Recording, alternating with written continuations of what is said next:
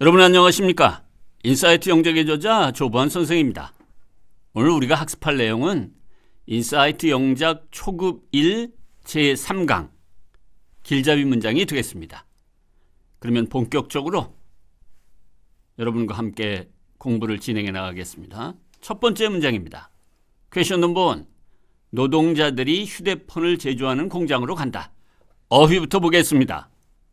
노동자, 휴대폰, 무엇을 제조하다, 공장까지 그렇게 난이도가 높은 어휘는 아닌 것 같습니다. 분석 대상을 보겠습니다. 휴대폰을 제조하는 공장. 여기서 여러분이 포착해야 될 영어적 의미는 무엇일까요? 그것은 휴대폰을 제조하다 라는 문장이 공장, 명사를 꾸며준다는 겁니다. 명사를 꾸며주니 형용사 역할을 하는 것이죠. 그런데 휴대폰을 제조하다라는 문장은 불완전한 문장입니다. 영어에서 불완전한 문장을 이끌고 명사를 꾸며줄 수 있는 것은 관계대명사만 할 수 있는 관계대명사의 특권입니다. 그럼 여러분이 금방 이성적으로 해야 될 질문이 뭐냐면 불완전한 문장? 그럼 불완전한 문장이 뭔데? 모든 불완전한 문장이 다 해당되는 건가? 그렇진 않습니다. 그걸 한번 정리된 자료를 통해서 여러분에게 확실하게 설명드리겠습니다. 한번 볼까요? 불완전한 문장, 휴대폰을 제조하다가 선행사를 꾸며준다. 불완전한 문장이 수식하니 관계대명사를 호출해야 되는데 관계대명사가 이끌고 명사를 꾸며줄 수 있는 불완전한 문장은 세 가지 경우밖에 없습니다. 그게 뭐라고 나와 있죠? 주어가 없다, 소유격이 없다, 목적어가 없다. 이렇게 주어가 없는 불완전한 문장, 소유격이 없는 불완전한 문장, 목적어가 없는 불완전한 문장은 어떤 의미를 토해내는 걸까? 그것은 주어가 없으면 주격 관계대명사를 불러들여라. 소유격이 없으면 소유격 관계대명사를, 목적격이 없으면 목적격 관계대명사를 호출하라는 명령입니다. 그러면 그것의 수식을 받는 이번에 공장이었었잖아요. 공장을 이제 영어 이론으로 선행사라고 하는데 선행사는 별다른 역할을 못하는 걸까? 아닙니다. 불완전한 문장을 분별하는 것만큼이나 무시무시한 역할을 합니다. 그런데 선행사를 보고는 딱 두 가지만 고려하면 됩니다. 역시 자료를 통해서 확인해 볼까요? 관계대명사의 수식을 받는 선행사는 사람인지 사물인지만을 분별하면 된다. 그러면 주어가 없는 불완전한 문장이면 주격 관계대명사를 호출하라 이런 식으로 우리가 정리를 하지 않았습니까? 선행사가 사람이다. 그러면 이런 노래가 따라 나와야 됩니다. 후주 흠. 아니다. 선행사가 사물이다. 그러면 which, of which, which를 쭉 불러내야 됩니다. 그 세 가지는 앞에서부터 주격 관계대명사, 소유격 관계대명사, 목적격 관계대명사를 말합니다. 이때 유의할 사항은 사물이 선행사일 때 소유격 관계대명사는 과거에는 of which를 훨씬 더 많이 썼는데 현대 영어에서는 사람과 마찬가지로 whose를 더 많이 쓴다. 이렇게 알아두시면 되겠습니다. 결국 이 문장은 뭐냐? 주어가 없는 불완전한 문장이니 주격 관계대명사를 호출해야 되겠죠? 선행사가 사물이니 which, of which, which 중에서 주격 관계대명사 which가 최종적인 결론이 됩니다. 예문을 통해서 우리가 학습한 내용을 한 번 더 정리해 볼까요? He came across a celebrated professor. 유명한 교수네요. 근데 who teaches economics at college? 대학에서 경제학을 가르치는 이거 돼 있는데 주어가 없잖아요. 경제학을 가르치다. 주어가 없지 않았습니까? 뭐가? 휴대폰을 제조한다. 그래서 주격 관계대명사를 써야 되는데 아이고 선행사가 사람이네요. 그러면 whose, whom 중에서 who가 되는 거죠. 두 번째 예문은 publishing company, 출판사입니다. puts out history books, 역사책을 출간합니다. 역시 주어가 없죠. 주격 관계대명사 which. 이 이론, 관계대명사의 근간을 이룹니다. 이것을 여러분이 이해하면 여러분과 내가 내는 번역례는 동일하다고 그랬죠? Workers go to a factory which manufactures mobile phones. 더 설명드릴 것이 없습니다. 그러나 가벼이 여기서는 안 된다. 관계 대명사의 근간을 이루는 중요한 이론이다. 불완전한 문장을 이끌고 관계대명사가 꾸며준다. 그렇게 수식을 받는 명사를 선행사라고 하는데 사람인지 사물인지를 분별한다. 분별한 이후에 쭉쭉쭉쭉 따라 나오는 내용들을 기억하고 있어야 됩니다. 다음 문장으로 넘어가겠습니다. 퀘스천 넘버 2. 그의 아버지는 그의 열망을 잘 안다. 역시 어휘를 보겠습니다. 열망, aspiration, 무엇을 알다. 쭉 나와 있네요. 분석 대상을 보겠습니다. 그의 아버지는 그의 열망을 잘 안다. 여러분이 정말 대한민국 사회에서 상위 0.1%에 들어갈 정도로 영어로 글 쓰는데 자신이 있다. 그럼 여러분이 발휘해야 될 뛰어난 능력 중에 뭐가 있어야 되냐면 동사를 다양하게 쓸 줄 아는 능력을 갖춰야 됩니다. 요즘 영어로 글 쓰는 능력이 부족한 사람들이 써놓은 영어 글을 보면 동사가 다 단어 하나짜리예요. know, 안다. understand, 이해한다. 그냥 이렇게만 쓴다는 것이죠. 그런데 정말 영어로 글을 잘 쓰는 그런 글쟁이들의 글을 보면 동사가 매우 다양하게 등장하는데 그런 것 중에 뭐가 있느냐?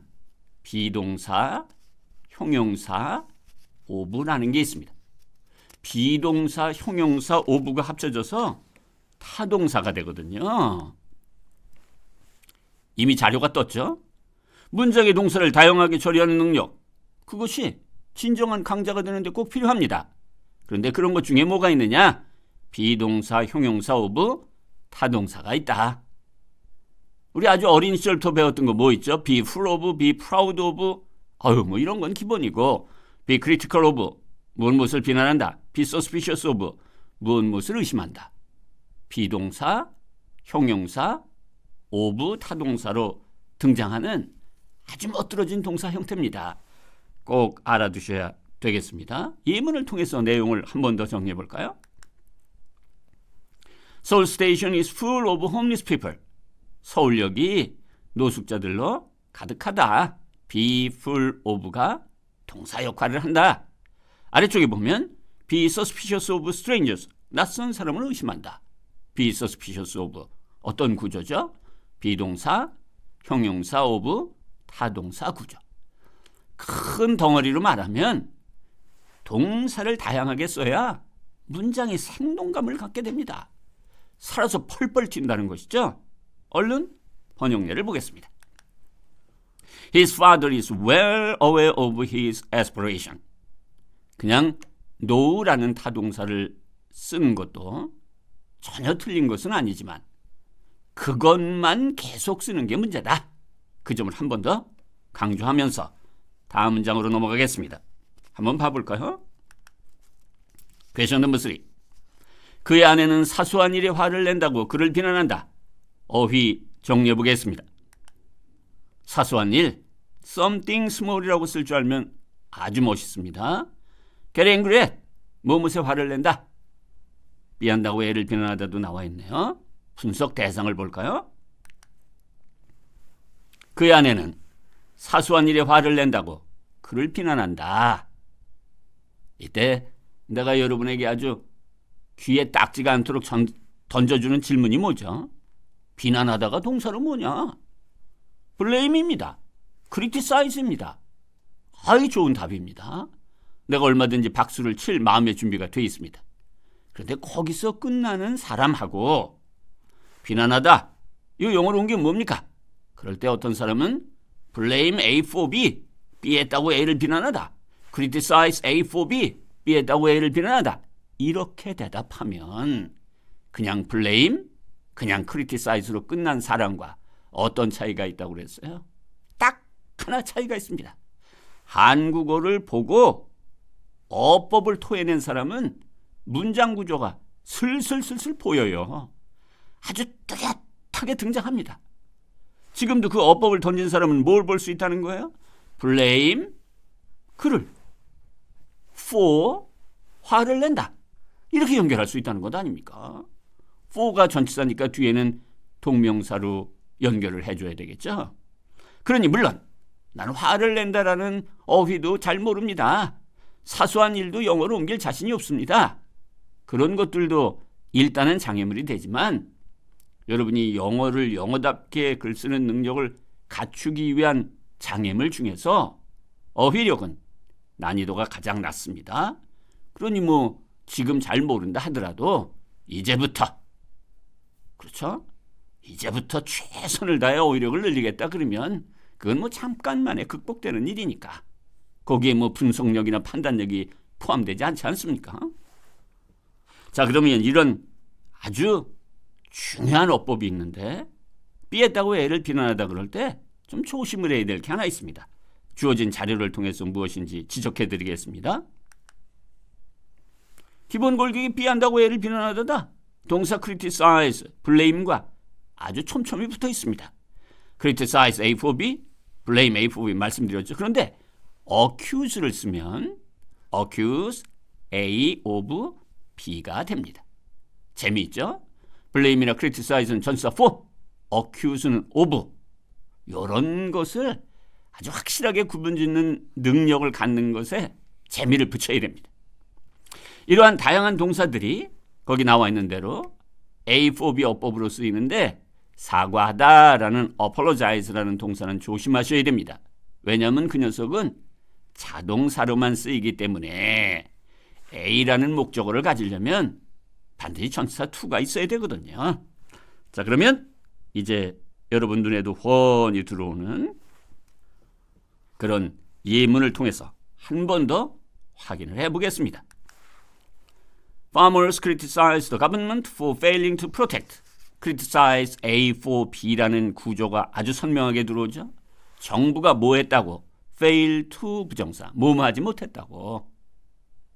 두 번째 문장, apologize to South Korea. 그 apologize는 꼭 to하고 결합해야 된다고 그랬죠. 뒤에 원인이 뭡니까? distorting history, 역사 왜곡. 역사를 왜곡한 것에 대해서 한국에게 사과하기를 거부한다 이렇게 돼 있죠. 동사 A for B 어법은 탑3 안에 드는 아주 대표적인 어법입니다. 번역례를 볼까요?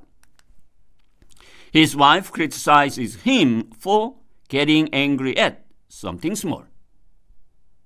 어법이 문장 구조를 훤히 밝혀주는 참으로 소중한 도구다. 이걸 명심하면서 다음 문장으로 넘어가겠습니다. Question number 4.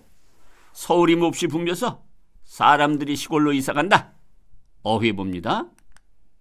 붐비는 어디로 이사가다? 시골. 분석 대상 나와라. 서울이 몹시 붐벼서 사람들이 시골로 이사간다. 여러분이나 나는 한국어가 모국어니까 이걸 딱 읽는 순간에 이거 원인 결과 구문이네. 그것 정도는 뭐 포착해내는 일이 이젠 문제가 되지 않죠. 그런데 그렇게 원인 결과 구문이 나오면 이거 원인 결과 구문입니다. 그리고 손 탁탁 털 일이 아니라 그 원인과 그 결과를 이론화할 줄 알아야 됩니다. 다시 말해서 원인의 의미를 전달하는 수단이 뭐냐?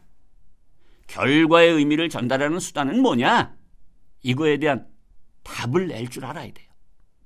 내가 도와드리겠습니다. 원인이 뭐냐면 형용사입니다. 결과가 뭐냐면 완전한 문장입니다. 그럼 한국어 단어나 표현으로 한번 얘기를 해볼까요? 원인이 뭐예요? 붐비는 이렇게 되는 거예요. 물론 그 문장에선 붐벼서라고 되어 있지만 요거 이제 기본 엑기스를 뽑아내면 형용사 붐비는이 되는 거잖아요. 그러니까 원인은 형용사다. 결과는 뭡니까? 사람들이 시골로 이사간다. 완전한 문장입니다. 원인이 형용사다. 결과가 완전한 문장이다. 이럴 때는 영어의 신이 여러분에게 준 유일한 선물 해답이 뭐냐? 소대꿈이라는 거예요. 자료를 통해서 정리해 볼까요? 이 문장은 원인이 형용사고 결과가 완전한 문장이다.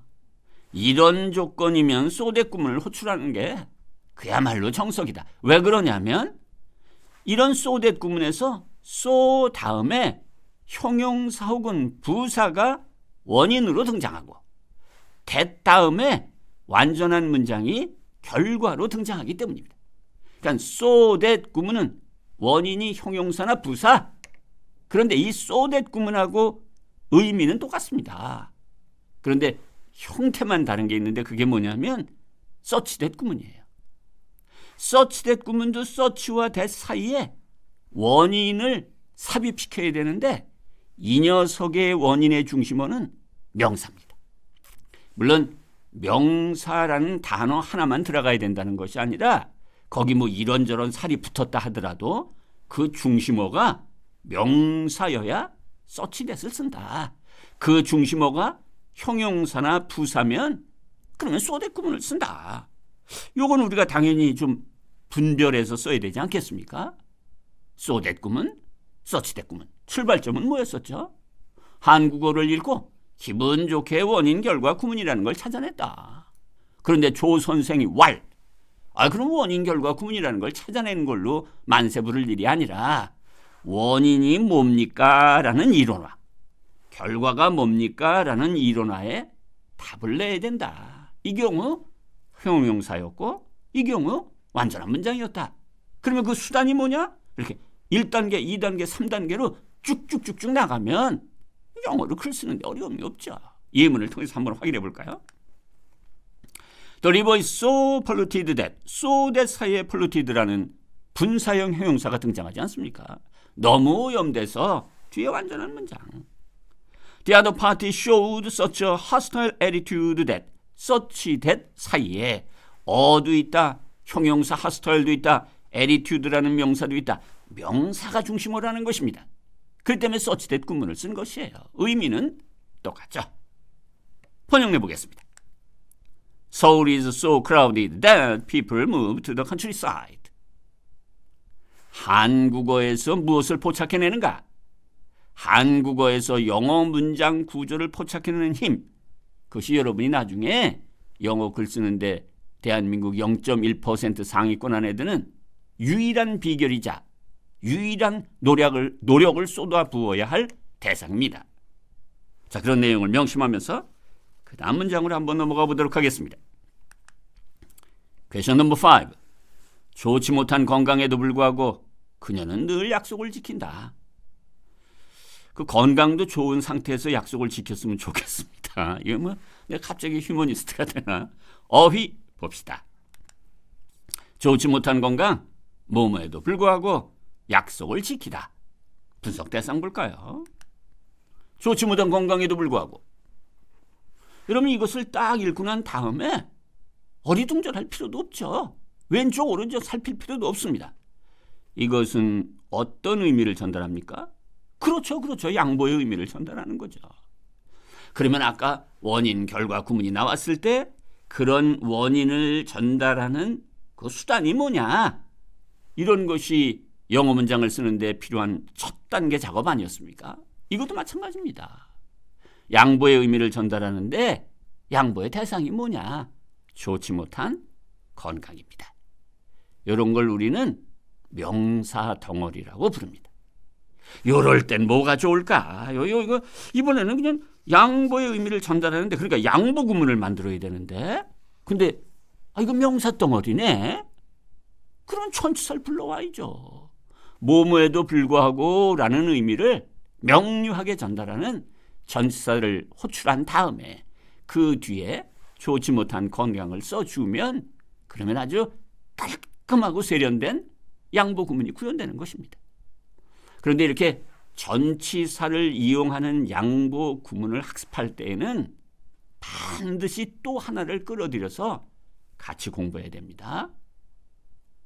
몇몇 사람의 표정을 보니까 저 선생님 나 그거 이미 다 알고 있습니다. 이런 아주 자신만만한 표정을 짓고 있고 어떤 사람들은 뭐야? 그리고 갑자기 그 아주 한국어를 잘하는 독일인을 만난 것처럼 당혹스러워하는데 자료를 통해서 여러분에게 보여드리겠습니다.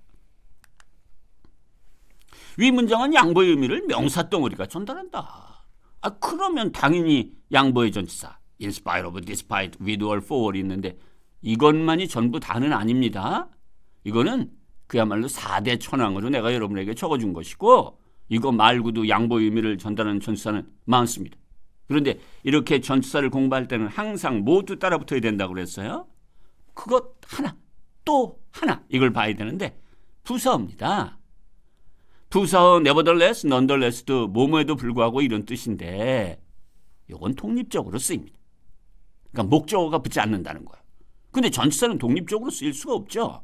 전치사 뒤에는 반드시 목적어가 따라 붙어야만 하기 때문입니다. 자, 그러면 예문을 통해서 그 내용을 한번 다시 확인해 볼까요?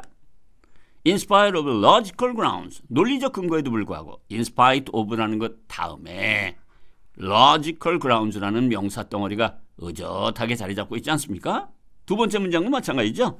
With all her strong opposition, 그녀의 강력한 반대에도 불구하고 역시 전치사와 명사 덩어리가 짝을 이룬다.